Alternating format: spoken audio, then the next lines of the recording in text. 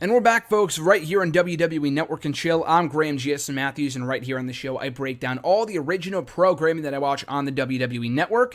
And for the next number of episodes, we're talking about WWE Legends House, with today being Season 1, Episode 4, Viva Las Vegas. And in my opinion, not only the best episode up to this point, I don't know if I would call it the best episode, because it might be, but in my personal opinion, from what I've seen up to this point, it's my favorite thus far, if not my favorite of the entire season from when I watched it the first time 2.5 years ago as it originally aired.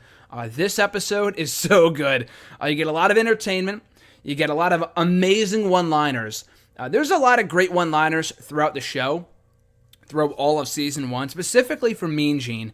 But you get a lot of great ones from Patterson, Piper, Tony Atlas in this one episode, and it's fucking gold. And some tension, too, between Hacksaw Jim Duggan and Tony Atlas. And their bad blood finally comes to a head on this episode. So you don't want to miss it. So as I talked about in the last episode, and if you haven't listened to that yet, check out that review. It's kind of a continuation from that episode. This is an episodic show after all. So the losers of the previous challenge, the commercial challenge, have to ride in a 15-man van. And then the winners of the challenge, Team Piper, get to ride in a limo. So they're kind of mocking the losers as they're going to Viva Las Vegas, as they're going to Las Vegas with the flamingo out the driver's seat window, which was pretty funny. The limo gets pulled over, and even before that, Hillbilly Jim, while everyone else is complaining that they lost, Mean Gene, Jimmy Hart, or maybe not Jimmy Hart. I think it was Jimmy Hart. Yeah, Jimmy Hart and whoever else was on that team. Hillbilly is very positive. He's upbeat. He's optimistic, saying that, I'm ready just to move on from the loss, which is an amazing attitude from Hillbilly Jim, and which is why he's my favorite on the show. But like I said, so the limo gets pulled over. The reason why, we never find out why. I'm sure they kind of allude to Finkel being the one that did it, that he was the one that got them pulled over by putting the flamingo's head out the window, but I doubt that was it. It's not like he was being reckless. He just put the head of the flamingo out the window and, put the window up against the head, if that makes sense. So it was barely sticking out. So I'm not sure that was the reason. I don't think it was anyway. They never outright said, but they did allude to that on behalf of the Legends. So while that's all going on, Piper gets very heated that not only is Finkel not talking to the officer when he's writing up the ticket, but he's also sitting in the king seat, which is right next to the door. I think the biggest seat in an entire limo. I've been in all of one or two limos in my life. I wouldn't know personally. But that seat in wrestling, if not in, I don't know if this is a thing or not, but I know in wrestling, according to Piper, that seat goes to the person with the most seniority. And Finkel, who has never wrestled a match in his life, Piper is not too happy with that whatsoever. So Tony reveals that he was the one that told Finkel to sit there. Finkel was very hesitant to sit there, probably for that very reason. And Tony said, you should sit there because I don't want to sit next to Piper or Hacksaw. So, see, he was the one that told him to sit there. So he was kind of the one that caused that whole thing. And Tony was really the one that made this ride in the limo worse than the ride for those probably in the van. The limo gets pulled over, all that. And while that's happening, or after that, Tony farts a lot. Gets a lot of gas. And Piper says, we stopped a lot. Get out and take a shit. I don't know why you didn't, but you should have, which was funny. So Piper, when we get to Vegas, he said, I got arrested here a lot, which was pretty funny. And then the Legends get their big surprise. They're going to be in the show that night with the Chippendale dancers, which are male strippers pretty much, a male stripping show. None of them are too happy with that. They're told they need to get manscaped, which is basically getting their chest hair ripped off, leg hair, whatever hair they want to get ripped off. That's visible to the audience, if you know what I'm talking about. And also get spray tanned and stuff. None of the guys are too happy about it. Piper being the least thrilled about it. He's kind of not very comfortable at all, kind of in his own way, Piper-esque, in his little own world is Piper throughout this entire show, but he's kind of bummed about that. So Hacksaw is the first one, not Hacksaw, Hillbilly Jim. I wrote down Hacksaw here, but Hillbilly Jim was the first one to feel the pain. And he's very optimistic, but it's just funny to see him in pain. He said it's an 11 out of 10 of getting manscaped, getting the hair ripped off his chest, and he has it worse than anyone else in this entire of the 8 legends, he has a hairy-ass chest and back. So he is feeling the fucking pain. And I'm sure Jimmy Hart being in there with his high-pitched voice is not helping Hillbilly Jim whatsoever. So that was pretty funny. So meanwhile, we get Finkel and Mean Gene getting tanned. And then it's Tony Atlas and Pat Patterson getting tanned. Then Tony says, "Bend over, Pat. I'll be there in just a minute." Which was funny considering the fact that Pat Patterson is gay. They don't say that so far up to this point in the show. It's actually a big storyline towards the end of the season, so you'll find out more about that as the Legends House comes to a close. But that was funny. So here were the one-liners. A number of the one-liners from this episode I thought were gems. The one from Tony. Piper, what he said, "I thought manscaping was a cleanup of the pubes," which was funny. And then he also says, "I didn't think a woman could put me in that much physical pain."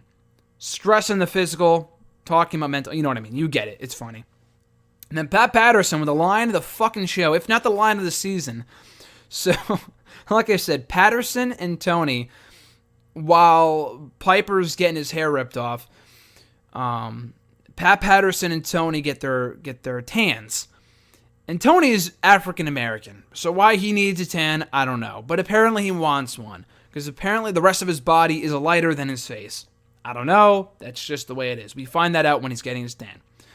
So Patterson goes, "Tony's black, and he wants to have a suntan. That makes a lot of sense." So I fucking died when he said that. I thought that was so funny.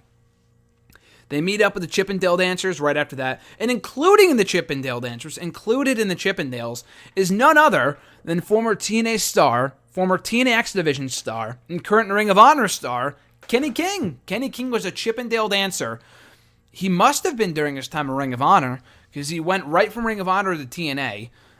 This was filmed in I know it aired in 2014, but it was filmed in the spring of 2012. So he must have been doing this at the time that he was with Ring of Honor, which is weird. He hasn't done it since, obviously, but I thought that was funny. And then they're teaching the legends to rip off their shirts, the whole shebang. They go through the dance routine. In the midst of all of that, Tony Atlas and Hacksaw Jim Duggan are backstage. Tony is, I don't know if it's intentional or not, but he kind of nudges in the back of Hacksaw. Hacksaw gets pissed the fuck off, and they get in a huge verbal battle, huge heated confrontation backstage, big verbal battle backstage, and then Hacksaw gets very heated in one of those sit-down interviews where he said, "Big muscles don't mean shit." He's been in a lot of fights in his life. The only man he's ever been intimidated of is his own father. I ain't afraid of Tony Atlas. So he gets really, really fed up. And then Tony says, "We've been enemies for 20 years. We've never been friends. We never will be friends." So they kind of put that shit to the side when the show starts up. Tony says they didn't come here to see us fight. They came here to see us dance.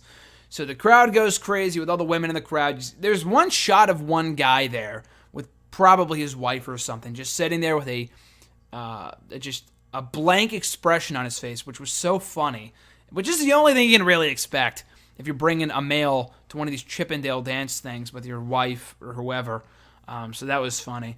But the legends love it. They really enjoy themselves. Even Piper, who was really, again, like I said, hesitant about the whole thing, he really went out there, and he knows better than anyone else. All these guys know better than anyone else that regardless of how you feel, how the match is going to go, or if you have the pre-match jitters or whatever, you go out there in front of all those people, and those nerves instantly go away. You immediately take on this new persona, and you're just excited to be in front of a crowd again. So, even Hillbilly Jim made the comment that it was like being in front of a wrestling crowd. That's what it felt like, that energy felt like to these guys, specifically him. So that was great to see them all enjoy themselves.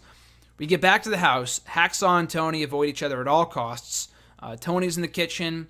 Hacksaw's going to come in the kitchen, just makes a U-turn, and just dodges right at a whatever. He just gets out of the way. So Piper talks to Tony, and he says, "I know you're tired. You haven't really been yourself lately. Maybe you just need a nap or something. You should go to bed." Piper cries. Now he gets emotional. He's a very emotional person. And Mean Gene, I think everyone in the house kind of knows that everyone's kind of walking on eggshells at this point when it comes to these two, when it comes to Hacksaw and Tony, and something has got to give at some point. It's going to come to a massive breaking point. Mean Gene says that he said, it's not potentially going to happen. It is going to happen. So a bit of a nice teaser going into episode 5, season 1 of A Legends House. Where will the tension of Hacksaw Jim Duggan and Tony Atlas bring us next? So until next time, guys, of course, as you could probably tell, the next episode of WWE Network and Chill, breaking down season 1, episode 5 of Legends House. And until then, I'll catch you guys down the road.